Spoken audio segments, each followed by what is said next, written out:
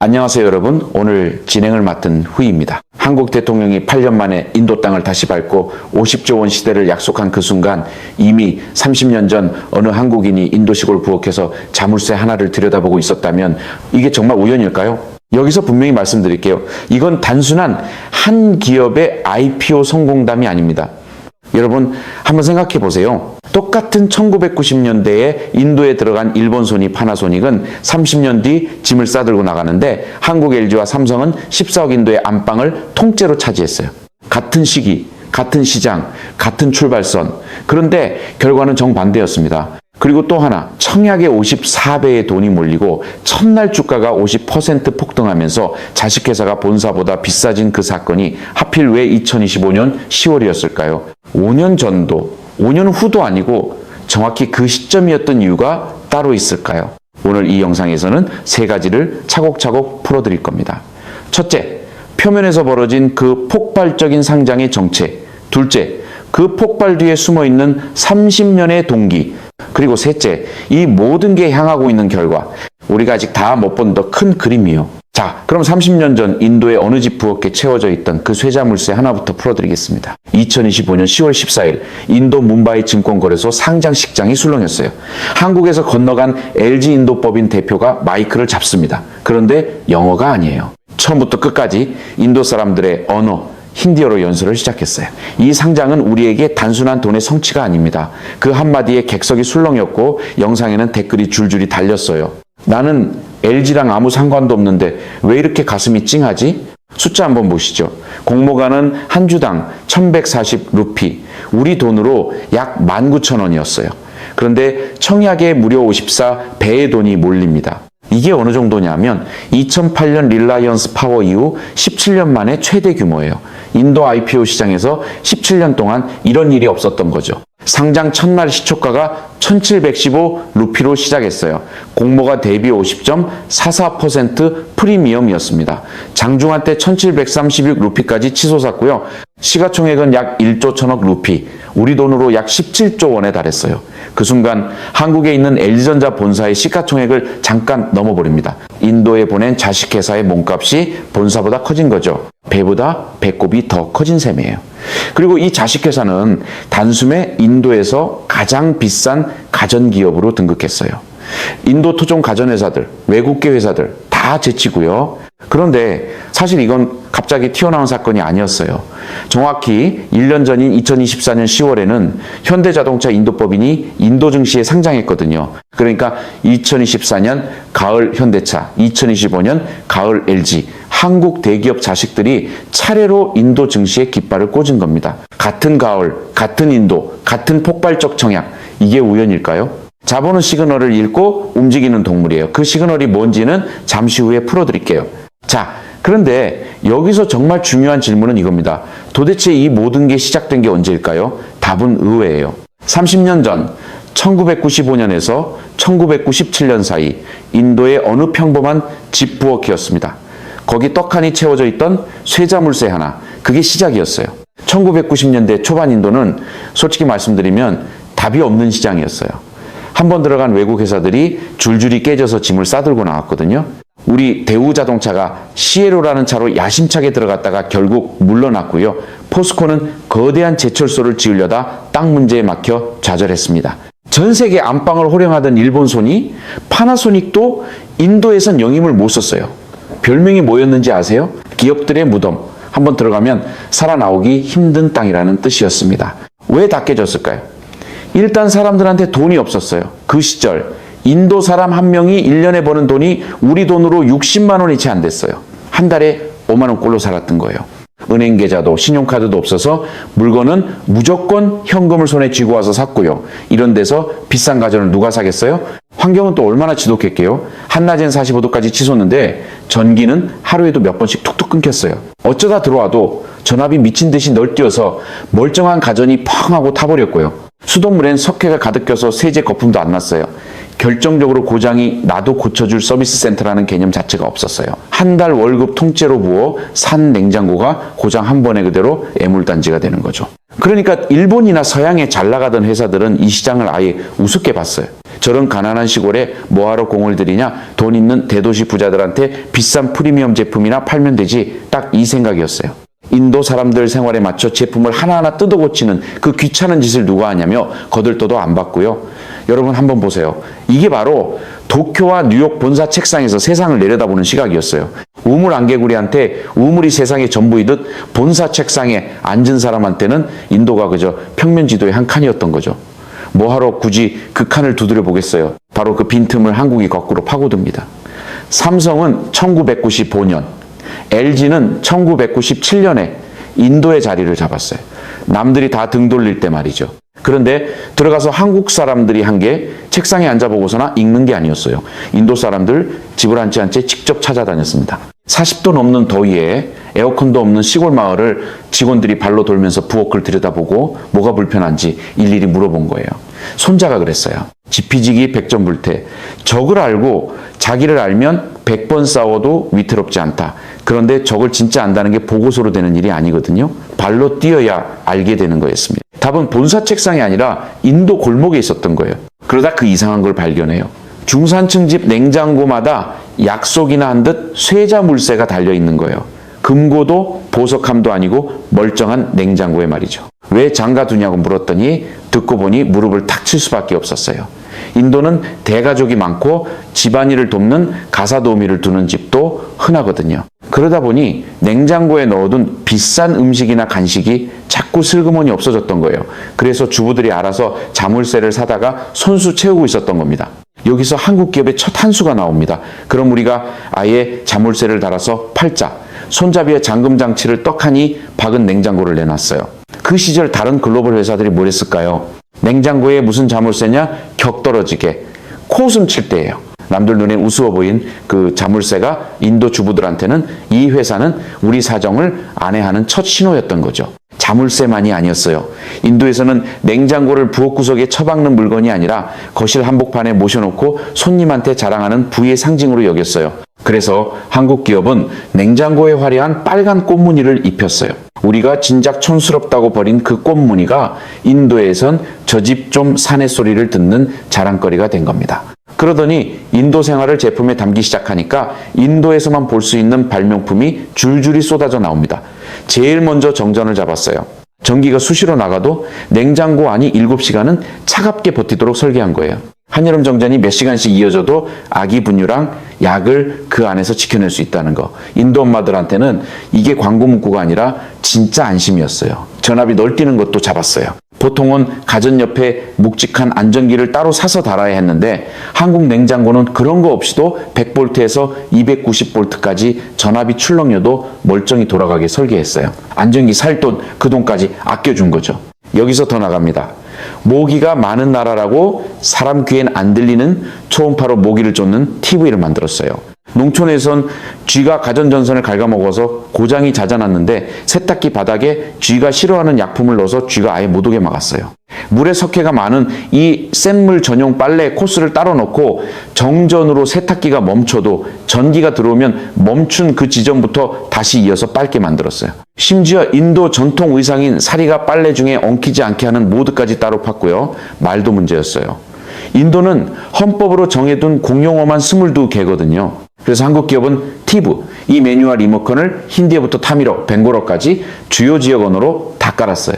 옆 동네만 가도 글자가 달라지는 나라에 맞춰서요. 앞권은 부엌이었어요. 삼성 얘기인데 인도 사람들이 거의 매일 만들어 먹는 커드, 우리로 치면 떠먹는 요구르트를 냉장고가 알아서 발효해서 만들어주게 했어요. 그것도 세계 최초로요. 음식을 차게 보관만 하던 냉장고가 음식을 직접 요리하기 시작한 거죠. 그것도 한국 음식이 아니라 인도 음식을요. 여러분 한번 생각해 보세요. 모기, 쥐, 정전, 그리고 커드. 이건 그 나라에서 직접 부대끼며 살아보지 않으면 절대 떠올릴 수 없는 것들이에요. 미국 본사, 일본 본사 책상에선 죽었다 깨어나도 안 나오는 아이디어죠. 그런데 제품을 아무리 잘 만들어도 벽이 하나 더 남아 있었어요. 정작 살 돈이 없다는 거. 그래서 한국 기업은 이번엔 제품이 아니라 사람들의 지갑을 설계합니다. 바로 할부였어요. 은행 계좌 한 번 없던 농민이 매장에 와서 그 자리에서 바로 할부를 승인받고 물건을 보따리 안고 가게 한 거예요. 평생 그림에 떡이던 가전이 처음으로 손에 잡히는 물건이 된 겁니다. 마지막 한 수는 크리켓이었어요. 인도에서 크리켓은 그냥 스포츠가 아니라 거의 종교거든요. 한국 기업은 이걸 놓치지 않고 1999년부터 크리켓 월드컵 공식 후원사로 뛰어들었어요. 그리고 잊지 말아야 할 게 하나 더 있습니다. 대도시도 아니라 작은 시골 마을까지 수리기사와 서비스 센터를 촘촘히 깔았어요. 지금 LG 인도 서비스 센터가 인도 전역 900곳이 넘어요. 30년간 한 발 한 발 깐 거죠. 정리하면 이래요. 일본은 우리가 만든 좋은 물건을 인도가 사라고 했고, 한국은 인도가 필요한 물건을 우리가 만들겠다고 했어요. 똑같이 30년 전에 들어갔는데 딱 이 한 끗 차이가 30년 뒤에 누구는 짐을 싸고 누구는 안방을 차지하는 결과로 갈린 겁니다. 자, 그래서 30년 뒤 결과가 어떻게 됐을까요? 먼저 충격적인 소식부터 말씀드릴게요. 2025년 6월 28일 일본 파나소닉이 인도 냉장고와 세탁기 사업에서 공식 철수한다고 발표했어요. 하리아나주 자자르 공장의 생산 라인을 폐쇄하고 직원들은 해고됩니다. 회사가 직접 밝힌 점유율 좀 보세요. 세탁기 1.8%, 냉장고 0.8%, 그것도 6년 연속 적자였어요. 그리고 회사가 직접 댄철수 이유가 뭐였을까요? LG와 삼성한테 밀려서 한때 전 세계 안방을 호령하던 일본 가전이 한국이 버틴 그 시장에서 조용히 백기를 든 거예요. 반면 한국 두 회사는 어떻게 됐을까요? 삼성부터 보시죠. 2025년에 삼성 인도법인이 인도 가전전자 기업 중 최초로 매출 1조 루피, 우리 돈으로 약 17조 원을 돌파했어요. 인도 진출 30년 만에 첫 1조 시대를 열어젖힌 거죠. 삼성은 한국밖에 가진 가장 큰 R&D 센터를 인도 벵갈루루에 두고 있어요. 거기서만 특허를 1만 건 넘게 냈고 반도체 전용 R&D 센터엔 인도 인재 4,000명이 칩을 설계하고 있습니다. 인도 R&D 엔지니어가 총 1만 명이 넘어요. 그리고 2018년 노이다에 세운 세계 최대 휴대폰 공장에선 1년에 1억 2천만 대를 찍어내고요. 100만 원이 넘는 프리미엄 스마트폰 시장에선 그 콧대 높은 애플을 인도에서 처음 끌어내리고 1위에 올랐어요. LG는요, 인도 가전 시장에서 무려 13년 연속 1위입니다. 2025년 기준 시장 점유율 보시면 세탁기 34%, 냉장고 30%, 패널 TV 28%, 인버터 에어컨 21%, 전자레인지는 무려 51%예요. 프리미엄 시장은 더 가관입니다. 올레드 TV 63%, 사이드 바이 사이드 냉장고 43%, 프론트로드 세탁기 37%, 인도 안방의 거의 절반이 한국 LG 브랜드 안에 들어와 있는 거죠. 그리고 LG 브랜드 샵이 777곳, 소비자 접점이 3만 5천 곳, 거기에 30년 거래한 부품 공급사 287개 중 65%가 13년 이상 거래한 곳이에요. 이게 단순히 가전을 파는 회사가 아니라 인도 산업 생태계에 뿌리 내린 회사라는 얘기입니다. 이게 단순히 가전을 파는 회사가 아니라 인도 산업 생태계에 뿌리 내린 회사라는 얘기입니다. 게다가 LG는 안드라프라데시 3시티에 8천억 원 규모의 새 공장을 짓고 있어요. 2027년부터 에어컨, 2029년엔 세탁기, 냉장고, 압축기를 양산할 예정이고 가동되면 생산 능력이 2배가 됩니다. 14억이 사는 그 큰 나라에서 한국산 가전 한번 안 거친 집을 찾는 게 더 어려워졌어요. 그것도 점점 더 커지는 시장에서요. 14억 인구가 이제야 생애 첫 냉장고, 첫 세탁기, 첫 에어컨을 사기 시작했거든요. 앞으로 수십 년은 더 팔려나갈 어마어마한 노다지인 거죠. 30년 전 무덤이라던 그 땅이 오늘날 한국 기업한테는 가장 든든한 미래시장이 된 겁니다. 자, 그러면 이쯤에서 진짜 깊은 질문 하나를 던져야 해요. 똑같이 30년 전에 들어간 일본과 한국이 왜 정반대 결과를 받았을까요? 그냥 운이었을까요? 아니면 노력 차이였을까요? 저는 좀 다르게 봅니다. 이건 노력의 양이 아니라 사고방식의 구조 차이였어요. 손자병법에 수무상형이라는 말이 있어요. 물은 정해진 모양이 없다는 뜻이죠. 그릇이 둥글면 둥글게 모나면 모나게 흐른다는 거예요. 일본 가전은 자기 모양을 지키려다 인도라는 그릇에 세지 못했어요. 한국 가전은 인도라는 그릇에 맞춰 자기 모양을 다시 빚었던 거죠. 일본은 가전을 이미 완성된 작품으로 봤어요. 도쿄에서 만든 그 완벽한 작품을 인도가 그대로 받아들이길 기대한 거예요. 반면 한국은 가전을 현지에 맞춰 다시 빚는 진흙으로 봤습니다. 인도 부엌에 맞춰 다시 빚고, 인도 정전에 맞춰 다시 빚고, 인도 모기와 쥐와 사리에 맞춰 다시 빚었어요. 자기 형태를 고집하지 않은 거죠. 이게 가전만의 이야기가 아니에요. 1980년대 워크맨으로 세계를 호령하던 소니, 도시바, 샤프, 한때 일본전자가 휘젓던 그 황금기의 자부심이 그대로 일본 가전의 한계가 됐어요. 우리가 만든 게 세계 표준이다라는 사고를 못 버렸으니까요. 반면 한국은 1990년대 우리는 후발주자라는 자각에서 끝까지 빠져나오지 않았어요. 그래서 본사 책상에 안 앉고 인도 골목을 발로 뛰었던 겁니다. 여러분, 여기서 정말 중요한 걸 보셔야 해요. 한국 보수 주류 매체나 일본 출판물은 이 30년의 차이를 잘 분석해 주지 않습니다. 왜일까요? 이 분석을 끝까지 따라가면 본사 책상에서 세상을 내려다보는 엘리트들이라는 같은 패턴이 비치거든요. 30년 전 도쿄와 뉴욕 본사가 인도 골목을 우습게 봤듯이 오늘 한국에서도 같은 사고방식이 어디서 작동하고 있는지는 한번 천천히 생각해 보실 일입니다. 한국이 인도에서 깬 건 사실 냉장고 시장이 아니었어요. 한국이 깬 건 본사 책상에서 세계를 내려다보는 사고방식 그 자체였습니다. 그게 진짜 무기였던 거죠. 그런데 여러분, 지금이 마냥 꽃길은 아닙니다. 이번엔 중국이 무섭게 치고 올라오고 있거든요. 대표 주자가 하이얼이에요. 한국보다 싼 가격을 앞세워 인도에서 1년 만에 30% 넘게 성장했어요. 벌써 인도 가전 3위까지 올라왔고요.